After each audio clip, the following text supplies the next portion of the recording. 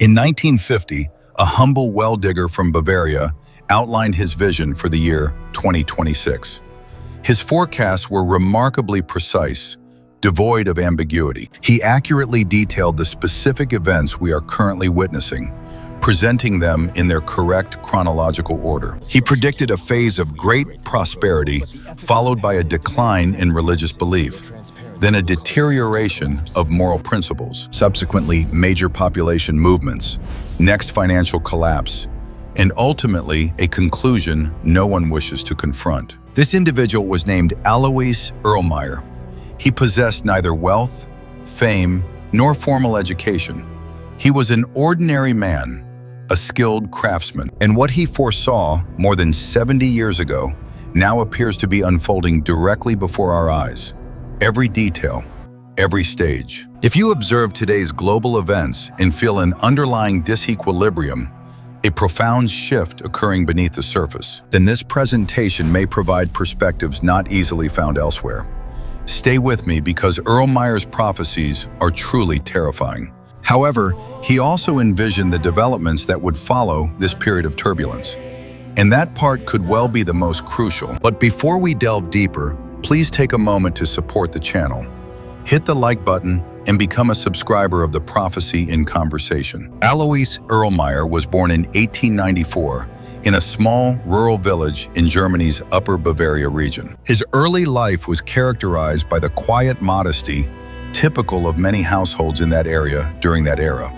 The son of a farmer, he grew up surrounded by the rhythms of agricultural life, long working hours, and a community deeply rooted in religious observance. Like many young men of his generation, his routine was abruptly interrupted by the outbreak of the Great War. By 1915, he found himself sent to the front lines as a soldier, where the brutal realities of combat quickly became apparent. While fighting, he suffered a severe lung injury, a wound that led to his return home in 1916. The conflict left its lasting scars not only on his physical self, but also on the entire generation that endured it. After the end of hostilities, Irlmaier attempted to establish a normal life. In 1920, he married a woman named Maria. However, fate had other plans. In 1926, tragedy struck when a fire completely destroyed his farm. Everything he and his family had built vanished in a single devastating incident. For many, such a calamity would have brought despair, yet Irlmaier adapted. He took on an occupation that would define the rest of his years.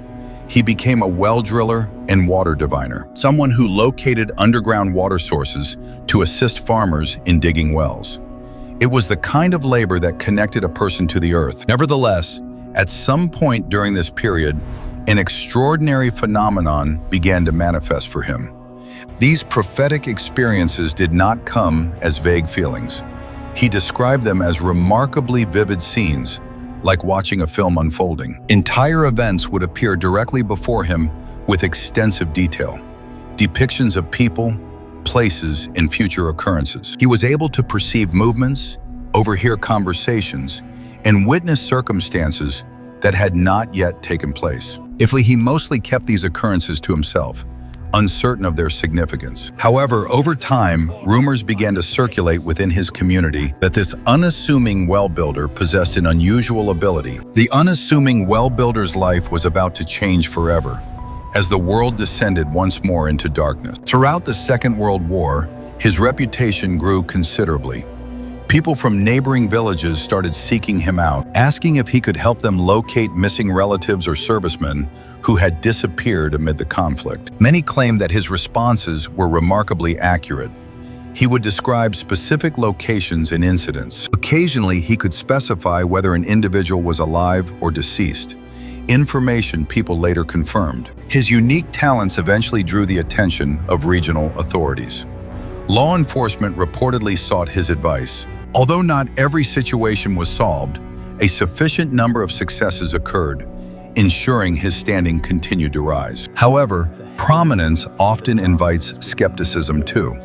In 1947, a clergyman accused him of being a charlatan. The accusation progressed into a legal proceeding, and Irlmaier was summoned to court to respond to the claims. According to those present, throughout the litigation, Irlmaier demonstrated his unique abilities right before the magistrate.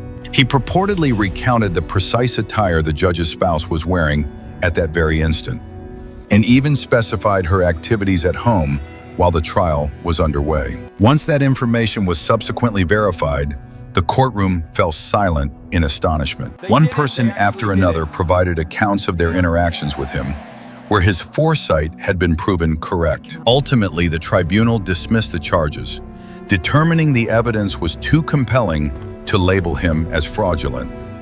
Alois Irlmaier was no longer just a well driller. He was a proven seer. But his greatest and most terrifying visions were yet to come. Following that court case, Irlmaier maintained a private life. He never commercialized his insights, continuing his work as a well constructor. According to his narrative, this gift originated from a spiritual encounter with the Blessed Mother at an Austrian farm. What makes Irlmaier fascinating are the grander premonitions he articulated, a progression of 7 stages prior to a momentous global shift. The first phase would be an era of unprecedented prosperity, material abundance surpassing anything humankind had previously encountered. During the late 1940s, amidst the ruins of Germany, the notion of such immense affluence must have seemed incomprehensible. Nonetheless, the decades after the conflict witnessed the emergence of the economic resurgence, precisely as he indicated. Entertainment permeated homes via television and subsequently the internet. Wealth indeed materialized, exceeding all expectations. Yet, based on his prophetic sight, this wealth was not the ultimate goal. The subsequent phase involved the erosion of religious belief. Irlmaier was convinced that once societies achieved comfort, a multitude would gradually disengage from spiritual pursuits. Religious customs that formerly defined communal life would recede into obscurity. Places of worship would become empty. Within countless communities, the language of religion has given way to the vocabulary of consumerism and individual aspiration. To some, this represents liberation. For others, it evokes a sense of forfeiting something profound that once united societies. According to Irlmaier, this was a fundamental phase paving the way for the next, the gradual decay of ethical principles. Irlmaier foresaw an era when behavior deemed objectionable by prior generations would normalize and ethics would fragment. Communities would begin to lose their ethical compass. But this was only the beginning of a far greater reshaping. The subsequent move, the fourth phase Irlmaier delineated, would fundamentally alter the demographic and sociological composition of whole countries. Bear in mind, he discussed this in the 1950s, a period when national boundaries were fixed and populations were predominantly uniform. Nevertheless, Irlmaier depicted a future where vast quantities of individuals from remote areas would relocate to European nations. He articulated the arrival of unfamiliar individuals in considerable quantities in societies striving to adjust to the emerging facts. Examining recent history, the migration surges that intensified around 2015 reveal that Europe witnessed a substantial demographic shift. European countries grappled with challenging decisions. Continent-wide discussions ignited over boundaries and collective identity. Irrespective of political stances, migration has profoundly reshaped the societal fabric. Stage 4 bears an uncanny resemblance to today. However, in Irlmaier's view, this was merely another waypoint. The fifth phase would then critically impact the core of daily existence. Currency itself would start to depreciate, and the financial frameworks people depended on would begin to crumble. He foresaw a future characterized by swift price escalations and an ever-widening, more apparent chasm between the affluent and the struggling. Inflation would intensify, becoming an unceasing component of everyday living. Earnings would lag behind increasing expenditures. Irlmaier also spoke of leadership, indicating a widespread sense of estrangement between the populace and those making decisions. Leaders seemed detached from daily experiences. This gap has become a recurring theme in contemporary democracies. This escalating chasm between the public and their leaders fosters a volatile atmosphere. And according to Irlmaier, anger precipitates the sixth stage. The unassuming craftsman was witnessing a world on the brink. The sixth stage was no longer a theory, it was a vision of fire. His sixth stage described a period characterized by internal strife, community breakdown, and widespread disorder within nations. He supposedly foresaw protests escalating into violent confrontations, cities gripped by unrest, and authorities struggling to maintain peace. The accumulated pressures of years would eventually culminate in open societal conflict, specifically naming Italy and France. He envisioned cities ablaze, leaders losing control, and ordinary people rising up against the systems that once governed their lives. Decades of grievance, financial strain, and cultural clashes would reach a breaking point. Transformations occur with astonishing speed. In contemporary times, we're already seeing signs of such hidden stresses. Major protests have erupted over economic issues. While these protests can be peaceful, they sometimes intensify into violent clashes. Stability can erode quickly. This phase of internal upheaval represents the ultimate precursor. Because after the sixth stage, the seventh arrives. He called this phase a Great War. This conflict wouldn't start with massive armies invading lands. Rather, it would be triggered by an event that appears minor initially, yet has the potential to set off a chain reaction. World leaders would constantly talk about peace. Official declarations would assure stability. Then, unexpectedly, the situation would shift. Naval forces would gather in the Mediterranean, taking strategic positions. Warships from opposing alliances would face off. Yet Irlmaier's prophecy stated the actual ignition point wouldn't come from the sea. Instead, he claimed it would begin with a specific assassination in the Balkans. A weapon, a target, and a moment that would send shockwaves. The spark would ignite a chain reaction, a single assassination setting off a global conflict once more. History itself offers instances where a single assassination can spark a global conflict. In 1914, the murder of Franz Ferdinand set off World War I. Alliances were invoked, armies were mobilized, and in weeks the continent was embroiled. Irlmaier's prophecy suggests a similar acceleration. He said that once the conflict begins, events would accelerate with frightening speed.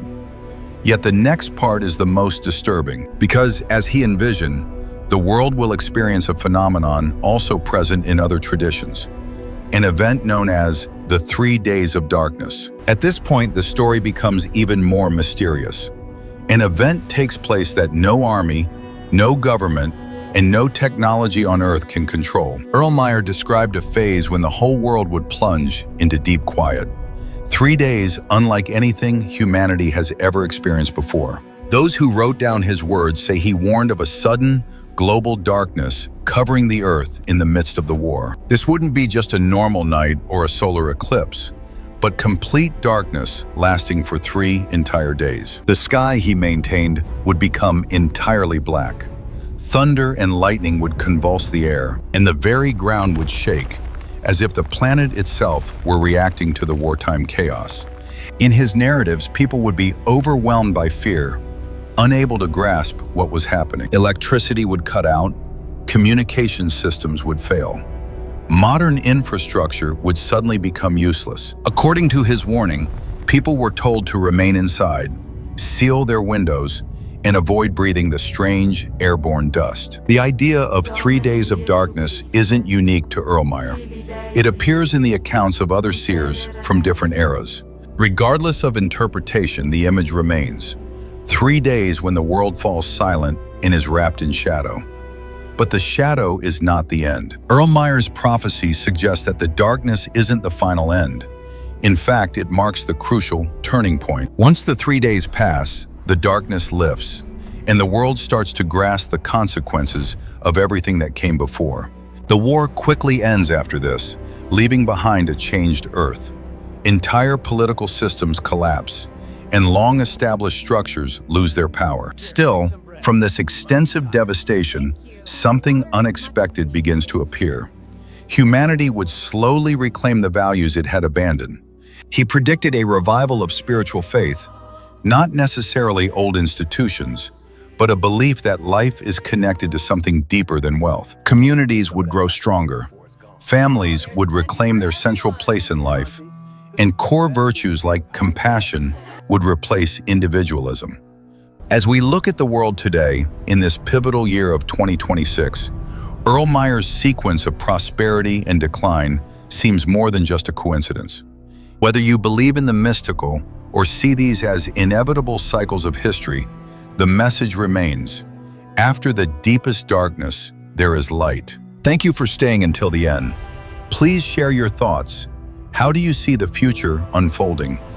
My name is your guide, and this was Irlmaier. Don't forget to like, subscribe, and hit the notification bell for more historical mysteries. Stay curious, stay vigilant. Goodbye.